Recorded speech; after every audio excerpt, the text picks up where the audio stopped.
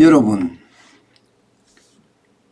금융 불안이 점점 증폭되고 있고 이러다 금융위기까지 온다. 여기에 단서가 있을까요? 있습니다. 여러분 이거 한번 보세요. 5월 기준으로 해서 금융 불안 지수가 13을 가리키고 있습니다. 이게 한국은행이 일반적으로 발표하는 지표거든요. 13 이러니까 이게 뭐 높은지 낮은지 구분이 잘 안 되시죠. 그런데 이게 말입니다. 주의 단계가 되면요. 주의 단계가 되면 10 정도 됩니다. 10. 예를 들어서 이겁니다. 보시는 것처럼 주의 단계가 8이잖아요. 그죠? 10 정도 되면 무조건 주의 단계고요. 그런데 지금 우리 금융위기, 금융불안지수는 13을 기록하고 있습니다. 13. 굉장히 높은 수치예요. 코로나19 위기가 한창일 때가 24.5였습니다. 뭐 24.5에 비해서는 13이면 그렇게 뭐 크지 않은데 뭐 이렇게 이야기할 수도 있습니다. 금융위기하고 비교를 해보면 금융위기 때는 57.6이었으니까 뭐 13은 세 발의 피다, 조적지혈이다 이렇게 이야기할 수가 있어요. 그런데 이 13이라는 숫자가 금융위기까지 몰고 가는 그런 단서가 될 수 있다는 사실은요. 곳곳에서 드러납니다. 기본적으로 말입니다. 2008년 글로벌 금융위기가 한창이 시작되기 전 2008년 1월에 바로 금융불안지수가 얼마였느냐? 10이었습니다. 10. 그러니까 2008년 1월이 한 이쯤 될 겁니다. 이쯤. 이쯤 될 거예요. 여기 꺾인 데 있죠. 여기가 10이었습니다. 10. 10이었는데 이게 말입니다. 다달이 최고치를 갱신합니다. 다달이 최고치를 갱신하더니 불과 5개월 만에 7월에 가니까 7월에 가니까요. 21.8을 찍었습니다. 21.8 이 부분입니다. 이 부분. 21.8을 찍었습니다. 그리고 나서 말입니다. 연말입니다. 연말에 딱 가니까 57.6을 찍었어요. 쉽게 말하면요. 1년 만에 이게 10에서부터 시작해서 57.6까지 올라갔다는 거예요. 1년 만에. 우리가 코로나19의 위기 때는요. 이게 올라가는 게 24.5까지 올라갔지만 코로나가 잠잠해지면서 금융에 대한 불안감, 주식시장의 불안, 환율시장의 불안, 채권시장의 불안, 이 불안들이 해소가 됐었거든요. 그런데 지금 13을 기록하고 있는 지금 과연 말입니다. 이게 해소가 될 것인가? 여기에 대해서는요. 굉장히 이견이 많습니다. 기본적으로는요. 여러분 지금 위기는요. 코로나19의 위기처럼 방역해서 신규 확진자를 줄이면 금융시장이 좋아진다. 이게 아니에요. 지금의 위기는요. 복합위기라고 해서 국내외적인 위기가 한꺼번에 몰려 있거든요. 해외만 하더라도 미국의 금리 인상이라든가 우크라이나 전쟁이라든가 미국 중국의 경기 둔화라든가 이런 큼지막한 악재들이 계속되고 있고요. 국내도 마찬가지입니다. 주식시장이 떨어지고 채권시장이 붕괴하고 여기에 소비는 소비대로 빠지고요. 기업의 투자는 투자대로 일어나지 않습니다. 그러다 보니까 소비도 아주 최악으로 가고 있습니다.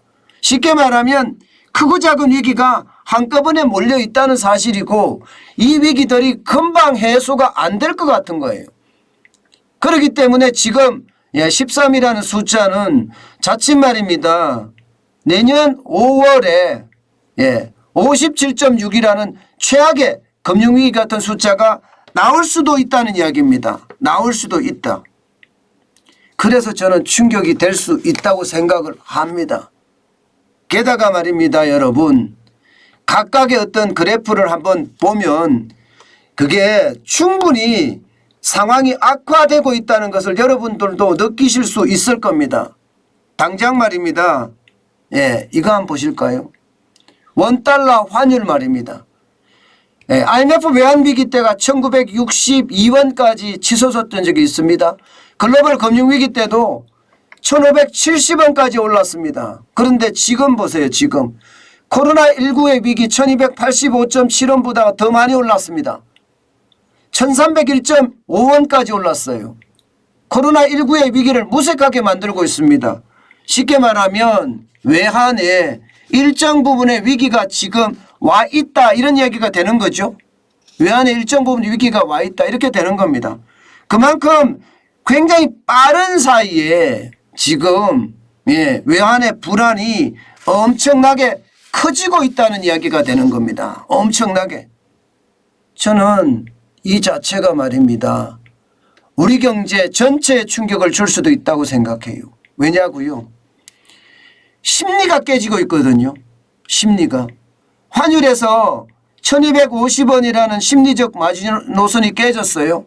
그러던 것이 지금 1300원이라는 심리적 마지노선마저 깨졌습니다. 그러면 앞으로 얼마나 올라갈 건가 이것은 아무도 모르는 거예요. 미국이 계속 자이언트 스텝을 한다. 그래서 시중에 있는 달러를 빨아들인다. 그에 따라서 한국도 빅스텝을 한다. 시중에 있는 원화를 빨아들인다. 이렇게 되면 말입니다. 미국의 자이언트 스텝의 0.75%하고 한국의 빅스텝이 0.5%하고 차이가 납니다.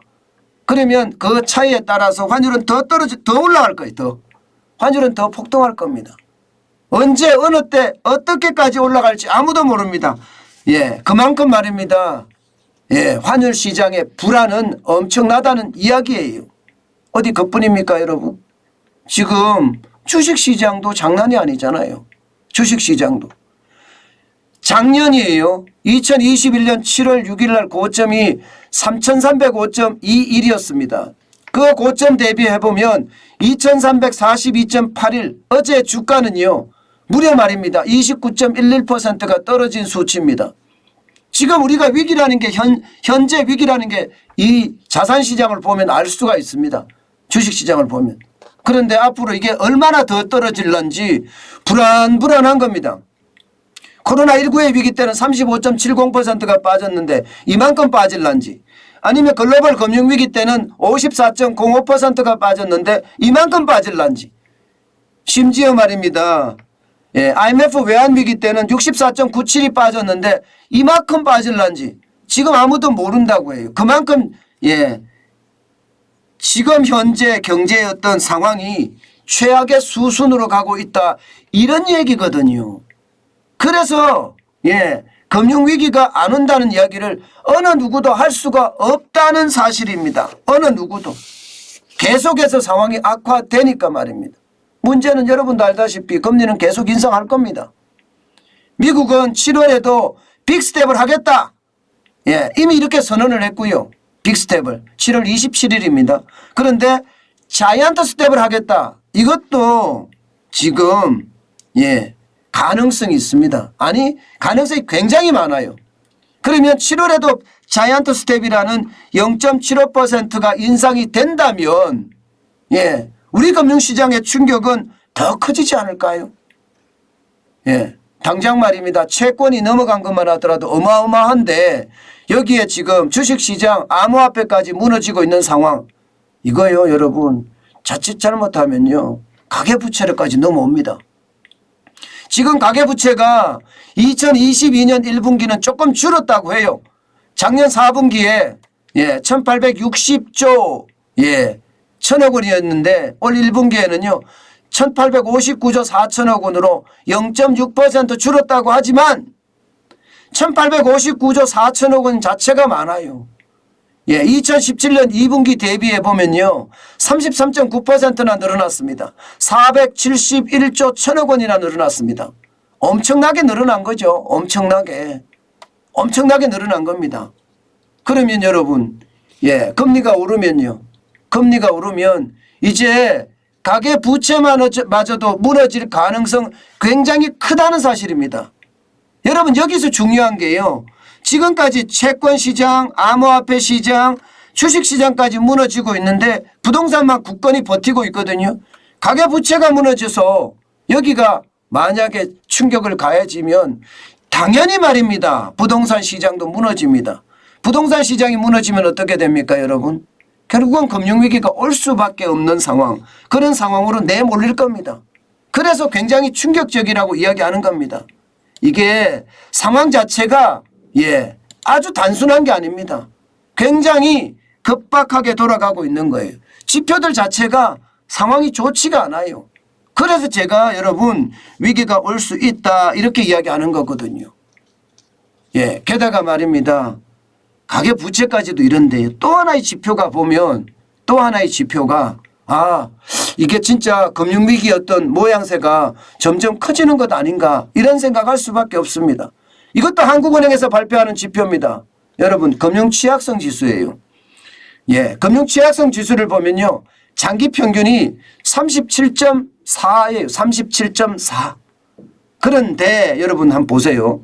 여러분 2008년에 금융위기 때 73.3을 기록했죠. 73.3. 그리고 2020년 코로나 위기 때 59.9를 기록하고 있습니다. 그런데 지금 현재 2022년 1분기가 52.6이에요. 금융취약성 지수라는 자체가 말입니다. 평가 요소를 한번 보면 자산 가격이 들어가 있어요. 자산 가격. 세 가지 평가 요소인데 자산 가격하고요. 신용이 얼마나 축적이 되는지. 부채겠죠. 부채 축적에 대한 이야기겠죠. 금융 시스템의 복원력. 이것은요. 돈을 빌리고 갚고 하는 그런 생태계가 잘 작동이 되느냐 하는 문제인데 실제 지금 작동이 잘 안 된다는 이야기가 나오는 거예요. 52.6이라는 것은. 코로나 위기 때가 59.9인데 지금이 52.6이거든요. 언제든지 금융위기처럼 73.5 따라갈 수 있다는 이야기예요. 지금까지 지표들을 종합해보면 말입니다. 금융안정지수나 금융불안지수나 금융취약성 지수나 이것을 종합해 봤을 때 말입니다. 이게 위기가 올 가능성이 점점 높아진다 이렇게 이야기할 수 있습니다. 여러분 IMF 외환위기도요. 글로벌 금융위기도요. 당시 말입니다. 금융불안지수나 금융취약성 지수가 주의 단계에 들어가면서 말입니다. 위기까지 도달하는데 걸린 시간이 6개월에서 8개월에 불과합니다. 6개월에서 8개월. 지금 벌써 지금 1분기에 이렇게 됐다면요. 2분기는 어떻게 됐을까요? 그리고 3분기는 어떻게 될까요? 4분기는 어떻게 될까요? 내년은 어떻게 될까요? 결국 말입니다. 이 지표로 봤을 때는요. 실제 금융위기가 우리에게 올 수 있다는 신호를 보내고 있습니다. 그만큼 채권, 주식, 환율, 환율이 원하죠, 원화. 환율, 심지어는 부동산까지는 아직은 아니지만 부동산까지 확장될 가능성 굉장히 높아지고 있다는 것. 이것은요, 우리가 잘 알고 있어야 됩니다. 여러분, 제가 지금까지 이야기했을 때 지표를 가지고요, 추세적으로 해석을 해드렸는데 그 해석이 거의 들어맞았죠. 지금도 그렇게 갈 가능성 굉장히 크다는 거예요. 금융취약성 지수나 금융불안지수가 이렇게까지 올라가면요. 금융위기에 대한 어떤 불안감 점점 커질 수밖에 없고요. 실질적으로 내년 상반기면 최악의 상황을 맞을 수도 있습니다. 저는 그래서 두렵다는 생각 솔직히 많이 합니다. 여러분 지금은요. 어떤 변수도 무시하지 말아야 됩니다. 그 변수를 내가 뚫어지게 공부할 필요도 있고요. 또 그 변수를 내 몸으로 느낄 필요도 있습니다. 그래야지만이요. 이런 위기에 내가 대응력이 생기는 거예요. 대응력이라는 것은 결국 말입니다. 위기를 위기로 인식하면 두렵지 않고요. 또 위기를 위기로 인식하니까 그 속에 기회를 잡을 수도 있다는 뜻입니다.